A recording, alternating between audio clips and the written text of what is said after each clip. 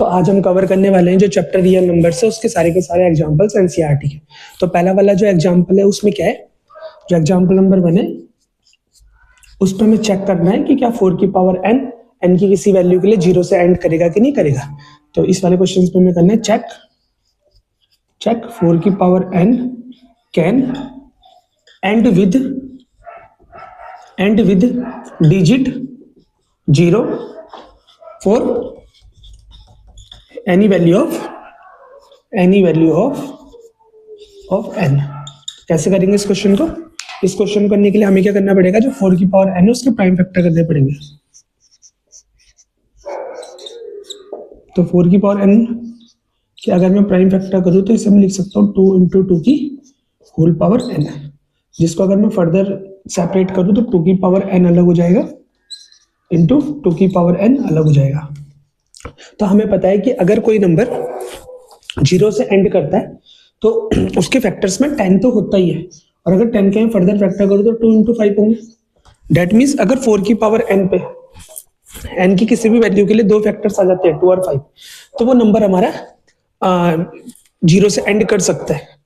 But अगर 2 और 5 नहीं आ रहे तो ऐसा पॉसिबल ही नहीं है कि वो 0 से एंड करे। यहाँ पे क्या हो रहा है कि 2 की पावर n है और यहाँ पे भी 2 की पावर n है, तो 2 तो n टाइम्स आ रहा है बट 5 तो एक भी बार नहीं आ रहा ना। और जब तक 5 नहीं आएगा तो 2 5 10 कैसे होगा, तब तक 0 से एंड कैसे करेगा। तो इसका मतलब क्या है, it is implied the prime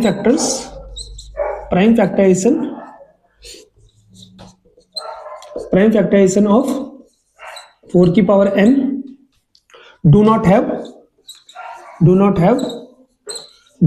2 into 5। उसमें 2 इंटू 5 नहीं है, 2 तो है लेकिन 5 नहीं है। That means it is not possible that 4 की power n can and with digit 0 for any value of n। तो ऐसा पॉसिबल ही नहीं है कि 4 की पावर n क्या करे, 0 के साथ एंड हो जाए n की किसी भी वैल्यू के लिए। तो बहुत ही ज्यादा सिंपल है, क्लियर हो गया है, ठीक है।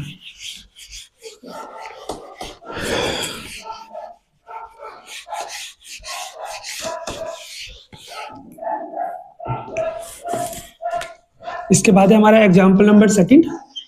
एग्जाम्पल नंबर सेकंड पे क्या बोल रहा है, एलसीएम और एचसीएफ फाइंड करना है हमें 6 और 20 का प्राइम फैक्टराइजेशन मेथड से। तो हमें करना है find LCM and HCF of 6 and 20 by prime factorisation method. तो सबसे पहले हमें इसके सॉल्यूशन पे क्या करना पड़ेगा, हमको 6 और 20 के प्राइम फैक्टर करने पड़ेंगे। तो पहले तो 6 के प्राइम फैक्टर करते हैं, तो 2 से 6 चला गया 3 टाइम्स, 3 से 1 टाइम्स चला गया। और 20 के भी प्राइम फैक्टर कर देते हैं यहाँ पे, 2 10 जा 20, 2 5 जा 5 1 जा 5। तो यहाँ पे क्या कर सकता हूँ मैं, 6 को लिख सकता हूँ 2 इंटू 3, इन 20 को क्या लिख सकता हूँ मैं 2 इंटू 2 इंटू 5। तो अगर मैं इनमें पेयरिंग करूँ तो 2 का तो एक पेयरिंग हो रही है, मतलब 2 तो दोनों में कॉमन आ रहा है बट उसके सिवा और कोई नंबर कॉमन नहीं है। तो एचसीएफ क्या होता है, एचसीएफ जो होता है वो दोनों नंबर्स में कॉमन नंबर आ रहा है उनका प्रोडक्ट होता है। तो सिंगल नंबर कॉमन आ रहा है तो एचसीएफ हमारा 2 हो जाएगा। और एलसीएम निकालने के लिए हम क्या करेंगे, जो पेयर आ रहा है उसको तो लेंगे, उसके सिवा जो अनपेयर्ड है जैसे यहाँ पे 3 2 5 इनको भी लेना पड़ेगा और सबकी मल्टीप्लाई करनी पड़ेगी। 5 2 जा 10, 3 2 जा 6, 16 जा 60। तो इसका एलसीएम कितना आ गया 60।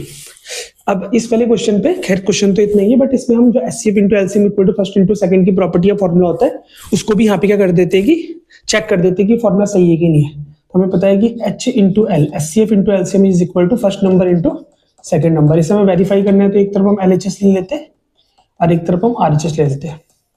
तो H इंटू एल करना पड़ेगा, तो हमारा एचसीएफ कितना आ रखा 2 और एलसीएम कितना आ रखा 60। तो 2 इंटू 60, यहाँ पे फर्स्ट नंबर कितना है हमारा 6 एंड सेकंड नंबर कितना है 20। तो 6 इंटू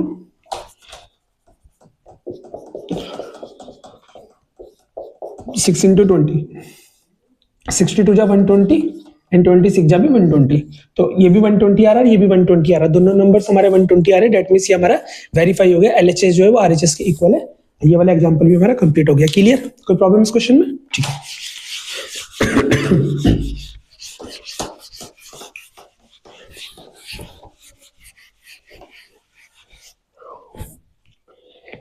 इसके बाद हमारा एग्जांपल 3 है, find the HCF of 96 and 404।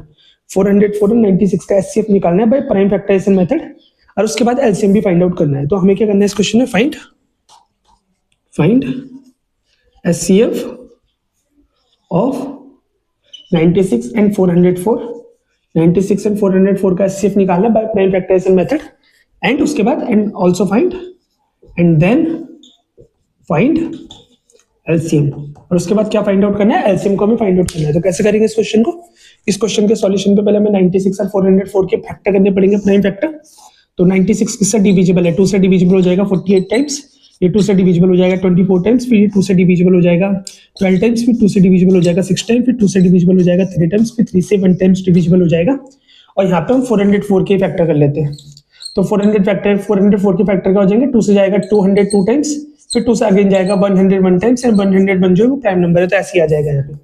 तो हमें यहाँ से समझ आ रहा है कि 96 को मैं क्या लिख सकता हूँ, 96 को लिख सकता हूँ 2 into 2 into 2 into 2 into 2 into 3। तो 96 को क्या लिखा जा सकता है, 2 into 2 into 2 into 2 into 2 into 3। और 404 को क्या लिख सकता हूँ मैं, 2 into 2 into 101। तो यहाँ पे अगर मैं पेयरिंग करूँ तो एक 2 यहाँ पे दोनों पे आ रहा है, ये वाला 2 भी यहाँ पे दोनों पे आ रहा है। इसके बाद कोई भी नंबर ऐसा कॉमन नहीं है जो दोनों पे आ रहा है। तो यहाँ पे अगर मुझे एचसीएफ निकालने हैं, तो जो नंबर्स हमारे कॉमन आ रहे हैं उनकी क्या करनी पड़ेगी, मुझे मल्टीप्लाई करनी पड़ेगी 2 into 2, यानी कि एचसीएफ यहाँ पे आ जाएगा हमारा 4। खैर मैं यहाँ से एलसीएम भी फाइंड आउट कर सकता हूँ, बट एलसीएम उसने बोल रखा है कि डायरेक्ट फाइंड आउट कर लो। तो मैं जो identity HCF into LCM equal to first into second उसे लगा के इस क्वेश्चन में एलसीएम को फाइंड आउट कर दूंगा। तो HCF into LCM is equal to first number into second number.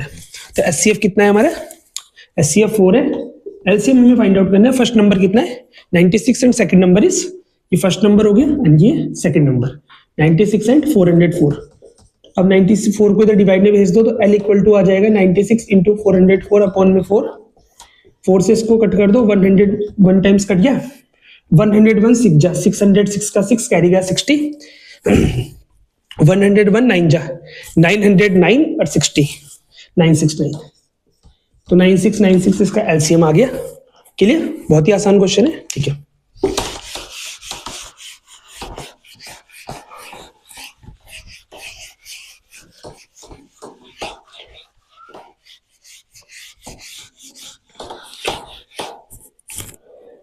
अब एग्जाम्पल, ये हमारा एग्जाम्पल 3 था, सॉरी एग्जाम्पल 3 था जो हमने करा था।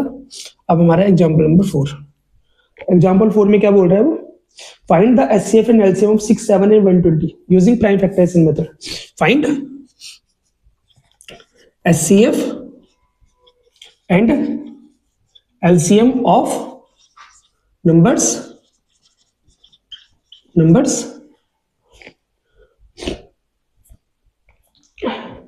6 72 एंड 120। 6 72 एंड 120। तो तीनों नंबर्स के पहले प्राइम फैक्टर्स कर लेते हैं। 6 के प्राइम फैक्टर कर दिए, 72 के प्राइम फैक्टर कर देते हैं 2 से 36 टाइम्स, फिर 2 से 18 टाइम्स, फिर 2 से 9 टाइम्स, फिर 3 टाइम्स एंड फिर अगेन 3 टाइम्स। अच्छा, 120 के फैक्टर्स क्या हो जाएंगे, 2 से 60 टाइम्स, फिर 2 से 30 टाइम्स, फिर 2 से 15 टाइम्स, फिर 3 से 5 टाइम्स एंड 5 से फिर 1 टाइम्स। तो तीनों नंबर के मैंने प्राइम फैक्टर कर दिया। तो अब देखो यहाँ पे 6 को क्या लिख सकता हूँ मैं, 2 into 3। 72 को क्या लिख सकता हूँ, 2 into 2 into 2 into 3 into 3।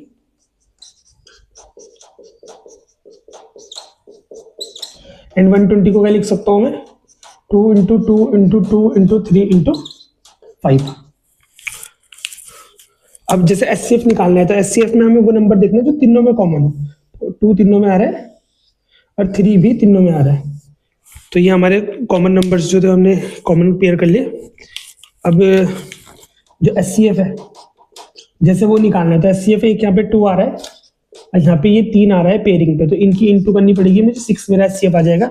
और एलसीएम में खास बात ये कि जो 2 पे पेयर आ रहा है वो भी ले सकते हैं एलसीएम के लिए। तो यहाँ पे ये 2 आ जाएगा, यहाँ पे ये 2 आ जाएगा, बस जो अनपेयर्ड है वो आएंगे। तो ये वाला 2 लिख दिया, फिर ये वाला 2, फिर ये वाला 2, फिर ये 3, फिर ये अनपेयर्ड वाला 3 और फिर ये 5। मल्टीप्लाई कर लेंगे, 2 2 जा 4, 2 जा 8, 8 3 जा 24, 24 3 जा 72, 72 5 जा 360, 360। तो 360 हमारा फाइनल एलसीएम आ गया इस क्वेश्चन का आंसर जो हमारा। क्लियर हो गया क्वेश्चन? बहुत ही आसान क्वेश्चन है, ठीक है।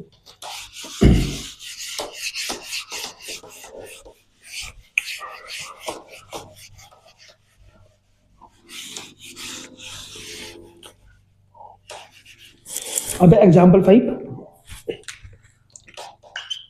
एग्जाम्पल 5।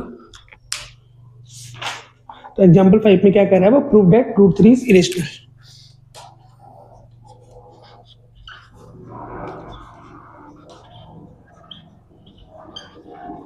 तो हमको पहले से पता है कि अगर हमें रूट 3 को इरेशनल नंबर प्रूफ करना है तो हमें रूट 3 को एज्यूम करना पड़ेगा कि वो एक यस रेशनल नंबर है। तो हमें प्रूफ करना, ये मानना पड़ेगा कि रूट 3 क्या है, रेशनल नंबर है। Let root 3 is a rational number.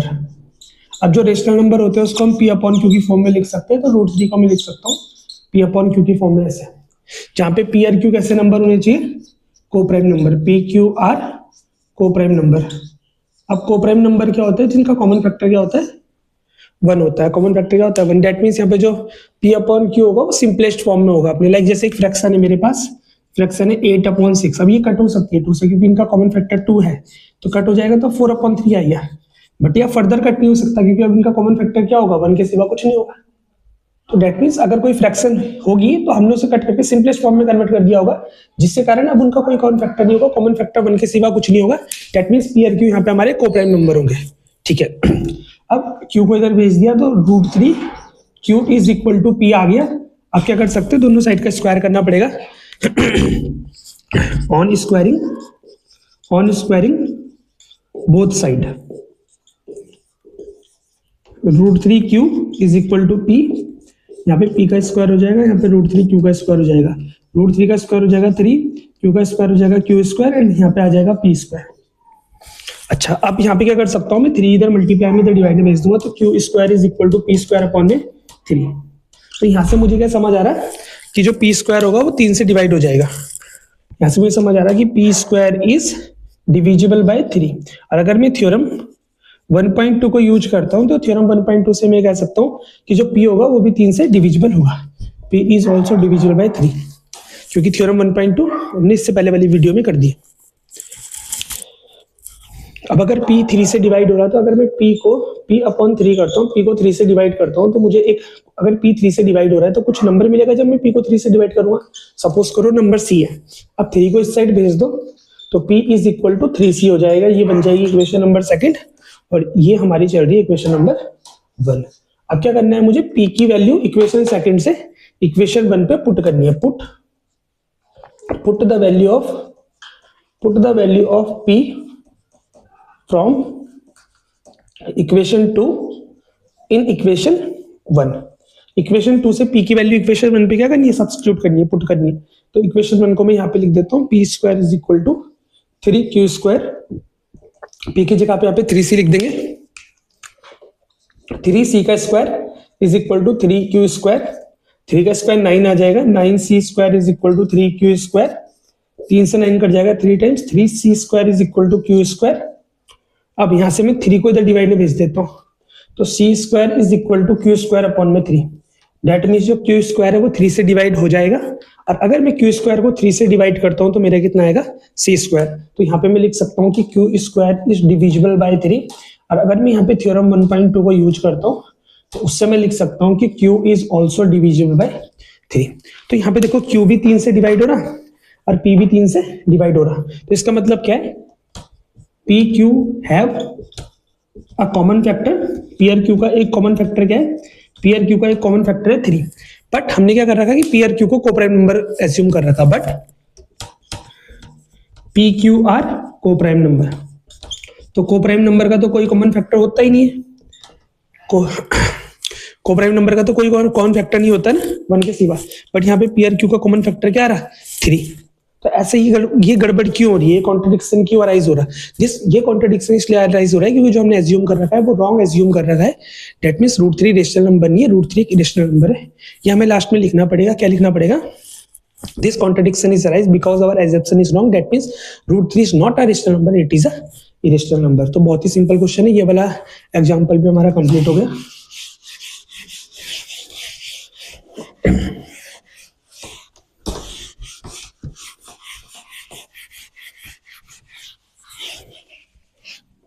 Example 5 के बाद हमें करना है अब एग्जाम्पल नंबर 6। एग्जाम्पल 6 में क्या बोल रहा हूं? Show that 5 minus √3 is irrational. 5 minus √3 is irrational. तो सेम प्रोसेस यूज करेंगे। पहले हमें क्या करना पड़ेगा? पहले स्टेप में 5 माइनस √3 को एज्यूम करना पड़ेगा कि वो एक रेशनल नंबर है। Yes, let 5 minus √3 is a rational number. अब अगर ये रेशनल नंबर होगा तो 5 माइनस √3 को मैं P अपॉन Q की फॉर्म में लिख सकता हूँ, वेयर PQ आर को प्राइम नंबर। अब क्या करना है हमने यहाँ से? जो इरेशनल वाला पार्ट है, जैसे यहाँ पे √3 इरेशनल नंबर है तो इरेशनल वाले पार्ट को अलग सेपरेट करना है। तो उसके √3 को इधर भेज देता हूँ, P अपॉन Q को इस साइड भेज दूंगा। तो 5 minus P upon Q, 5 minus P upon Q is equal to 5 minus P upon Q is equal to आ जाएगा √3 के। अब ये पूरा नंबर तो एक रेशनल नंबर होगा, वाई? क्योंकि P अपॉन Q एक रेशनल नंबर है और 5 भी क्या है? Rational number P by Q की फॉर्म में इसे भी लिख सकते हैं। अब दो रेशनल नंबर को यदि माइनस करते हैं तो नया नंबर भी क्या मिलता है? रेशनल। तो ये पूरा नंबर तो हमारा रेशनल है, बट √3 कैसा नंबर है? √3 एक इरेशनल नंबर है। तो यहाँ पे एक रेशनल नंबर एक इरेशनल नंबर के बराबर आ रहा है। अब ऐसा पॉसिबल ही नहीं है कभी भी कि एक रेशनल नंबर जो है वो एक रेशनल नंबर के इक्वल आ जाए, क्योंकि दोनों में कोई भी चीज कॉमन नहीं है। जो रेशनल होगा वो इरेशनल नहीं होगा, जो इरेशनल होगा वो रेशनल नहीं होगा। ठीक है, तो दोनों का भी इक्वल आ ही नहीं सकते किसी भी कंडीशन के लिए। तो ये तो पॉसिबल ही नहीं है, बट यहाँ पे इक्वल आ रहे हैं। तो ऐसा क्यों हो रहा है? This contradiction is arise because our assumption is wrong. That means 5 minus √3 is not a rational number, it is a irrational number. तो फिर लास्ट में ये लाइन लिख देंगे in equation first, a rational number 5 minus P upon Q is equal to a irrational number √3 which is not possible. This contradiction is arise because our assumption is wrong. That means 5 minus √3 is not a rational number, it is a irrational number. ये last में लिख देनी है, इसके बाद ये question complete हो जाएगा।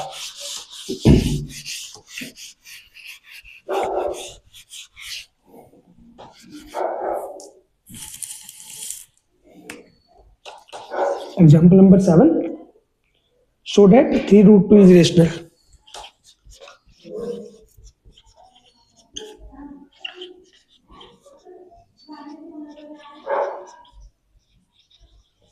तो यहाँ पे भी सेम प्रोसेस यूज करनी पड़ेगी जैसे और क्वेश्चंस में कर रहे हैं, कि यहाँ पे भी हमें मानना पड़ेगा कि 3√2 जो है एक रेशनल नंबर है। Let 3√2 is a rational number. अगर ये रेशनल नंबर होगा तो डेट मीन्स मैं इसे किसकी फॉर्म में लिख सकता हूँ? P अपॉन Q की फॉर्म में लिख सकता हूँ। यस, जहाँ पे PQ कैसे नंबर होंगे? PQ आर को प्राइम नंबर। बहुत बढ़िया,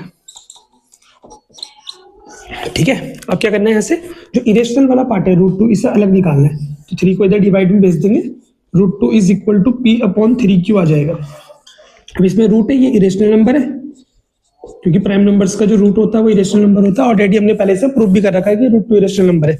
अब P अपॉन Q तो रेशनल है, और अगर किसी रेशनल नंबर के डिनोमिनेटर में किसी नेचुरल नंबर या प्राइम नंबर से मल्टीप्लाई भी कर दे तो जो नया नंबर मिलता है वो रेशनल ही मिलता है। दैट मींस ये पूरा नंबर क्या रहेगा?